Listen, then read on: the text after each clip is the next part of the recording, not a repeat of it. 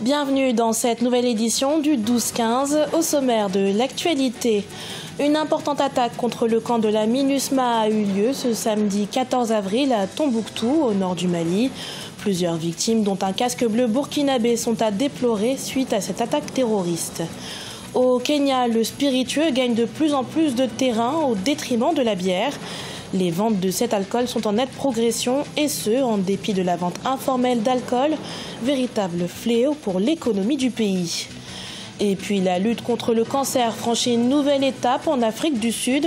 Des laboratoires de l'université de Johannesburg est né un nouveau type de chimiothérapie moins contraignante pour les patients. Le camp de la MINUSMA, la mission des Nations Unies, basée à Tombouctou, dans le nord du Mali, a été le théâtre d'une offensive djihadiste le samedi 14 avril. Le bilan fait état d'un décès d'un casque bleu issu du contingent burkinabé, ainsi que d'une dizaine de blessés à la suite de l'explosion de 2 véhicules. Retour sur les faits avec Mokhtar Bari, notre correspondant au Mali. Le camp de la MINUSMA basé à l'aéroport de Tombouctou a été la cible d'une attaque terroriste. En effet, ce samedi 14 avril 2018 à 14h10, des tirs de roquettes d'éléments déguisés en casque bleu se sont abattus dans la zone aéroportière située à quelques kilomètres de la ville. Ils ont visé les camps de Barkhane et celui de la MINUSMA sur le site aéroportier de Tombouctou. Le bilan fait état de 10 blessés, dont 5 graves côté Barkhane et un casque bleu burkinabé tué et 2 blessés côté MINUSMA. Des mémoires des Tombouctiens, cette attaque était d'une violence sans précédent. Ça a commencé vers 14h30, jusque vers la nuit, il y avait des tirs, des explosions et des avions survolaient. Depuis l'occupation jusqu'à présent, je n'ai pas vu vraiment de trucs pareils. L'attaque d'hier, ça a été vraiment... Franchement, parce que nous, à Kabara, nous sommes à peu près à 3 ou à 4 km de l'aéroport. Les maisons ont tremblé, il y a eu vraiment des débris qui tombaient. Cette attaque intervient quelques jours après la décision des Nations Unies d'identifier et de sanctionner toutes les personnes faisant obstruction à la paix. L'application des sanctions ciblées aura pour objectif d'amener les signataires à plus d'implication dans la mise en œuvre des accords. Il n'y a rien de nouveau dans cette démarche. Il y a quelques mois déjà que les Nations Unies ont pris une résolution sur ce qu'on appelle le régime de sanctions. Alors moi je pense qu'aujourd'hui ils ont mis en place des experts pour suivre cette question. Je pense que c'est le débat qui continue.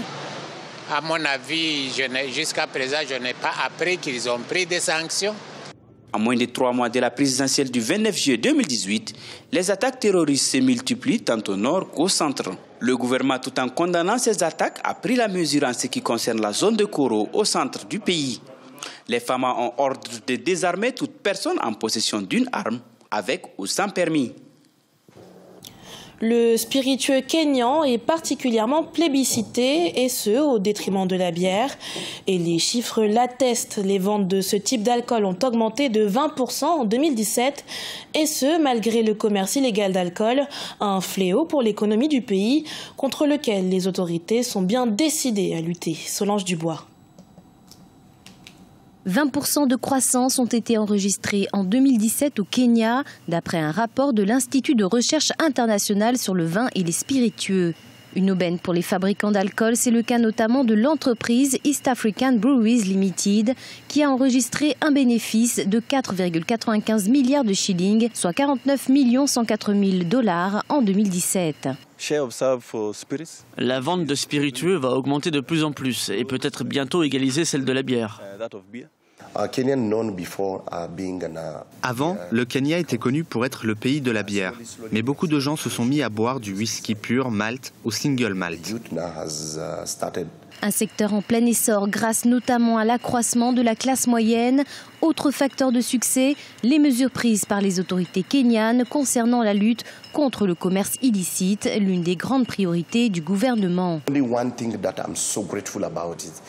La seule chose pour laquelle je suis très reconnaissant, c'est le travail acharné que le gouvernement a fait. En particulier la CRA qui a instauré un nouveau système d'étiquetage pour lutter contre la contrebande. Les étiquettes peuvent être numérisées et vous pouvez savoir si c'est un produit légal ou pas. Les enjeux de santé publique sont considérables. En 2014, une soixantaine de personnes avaient péri après avoir ingéré une liqueur faite maison, liqueur contenant du méthanol. Le gouvernement soutenu par la East African Breweries Limited milite ainsi pour la constitution d'un organisme régional qui sera chargé de lutter contre la contrefaçon ainsi que toutes les formes de commerce illicite. Alors que le cancer s'impose comme un nouveau défi sanitaire en Afrique du Sud, à l'université de Johannesburg, des chercheurs planchent sur l'UJ3 qu'ils considèrent comme un traitement contre le cancer qui pourrait s'avérer être bien moins contraignant pour les patients. Plus d'explications dans ce sujet de Vina Nodin. En Afrique du Sud, des chercheurs de l'université de Johannesburg testent un nouveau médicament anti-cancer.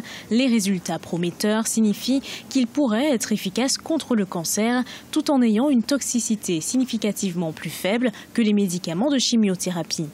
Le médicament a déjà été testé avec succès sur des rats et des cellules cancéreuses humaines en laboratoire. Nous avons observé en laboratoire que ces composés n'affectent pas les cellules non malignes. Ces composés influencent réellement les mitochondries de la cellule, ce qui est particulièrement important pour nous. Le composé est appelé UJ3. Les chercheurs y voient une réelle avancée. Le médicament clinique développé à partir de ce composé serait plus efficace et moins cher si les essais donnent les résultats attendus par les chercheurs. C'est vraiment très excitant. Nous devrons encore leur accorder quelques années. Tout dépendra également du financement. Le développement des médicaments cliniques est très cher et c'est la raison pour laquelle les nouveaux médicaments proviennent généralement de l'Occident. Produire un tel médicament serait une véritable avancée pour l'Afrique du Sud. Si UJ3 devient un médicament de chimiothérapie dans le futur, la dose plus faible requise, une toxicité moindre et une plus grande concentration sur les cellules cancéreuses signifiera moins d'effets secondaires pour les patients cancéreux et une percée médicale pour l'Afrique du Sud. Dans le reste de l'actualité, un nouveau réseau social a vu le jour au Mali. Il s'agit de l'Enali, propulsé par Mamadou Sidibé, une application atypique puisqu'au contrario des géants des réseaux sociaux comme Facebook, l'Enali peut être utilisé dans des langues locales à l'image du Bambara, du Moré ou encore du Soninké et est aussi accessible pour les personnes analphabètes dans un pays où le taux d'alphabétisation est de 40%. Découverte avec notre correspondant au Mali, Mokhtar Bari. Mali, 94% de la population utilise les téléphones portables. Mais seulement 2 millions de personnes parviennent à se connecter à Internet. Ce faible taux s'explique très souvent par la barrière linguistique. Pour démocratiser et réduire la fracture numérique, un jeune entrepreneur malien a mis au point la start-up L'Enali. La particularité de cette application, elle est vocale et dans plusieurs langues africaines comme le Bambara, le Wolof, le Moré, le Sonrai et les Soninké. Une première mondiale. Cette innovation a eu le mérite de faciliter les échanges avec les acteurs du secteur informel. On a une application qui introduit aujourd'hui des rubriques, par exemple code de la route, par exemple l'alphabétisation, par exemple la sécurité, donc plein d'autres choses qui aident réellement les gens dans leur quotidien. On ne veut pas que ce soit un réseau social où la finalité soit un réseau social, mais on veut que ce soit un outil qui permet vraiment d'aller vers, pour aider au développement durable. Pour créer son compte, il suffit de lancer l'application et une voix vous guide selon la langue de votre choix. Pas besoin d'écrire. Les publications, elles aussi, se font vocalement. Lancée en mars 2017, elle compte plus de 35 000 téléchargements. L'objectif du promoteur, instruire le monde rural avec des cours sur bien des domaines. L'application mobile permet, dès son installation, de choisir la langue dans laquelle on souhaite recevoir les instructions vocales, des guides vocaux. Ensuite, on peut aller jusqu'à rentrer son profil vocalement. C'est-à-dire qu'on soit instruit ou non, on peut faire un profil vocal. Plus tard, quand on rentre dans l'application, on va pouvoir faire des publications vocales, des publications avec des photos sonores, des commentaires vocaux et depuis février dernier, l'appel navigation GPS. Mamadou Sidibé multiplie les initiatives pour faire connaître cette innovation. La dernière évolution, c'est l'appel GPS qui permet de guider l'appelant vers les récepteurs de l'appel. Prochaine étape, lancement des versions Peul et Tamashek. Ce journal a été préparé par l'ensemble de la rédaction. Merci pour votre fidélité. Dans un instant, une nouvelle édition de l'actualité à suivre sur Africa 24.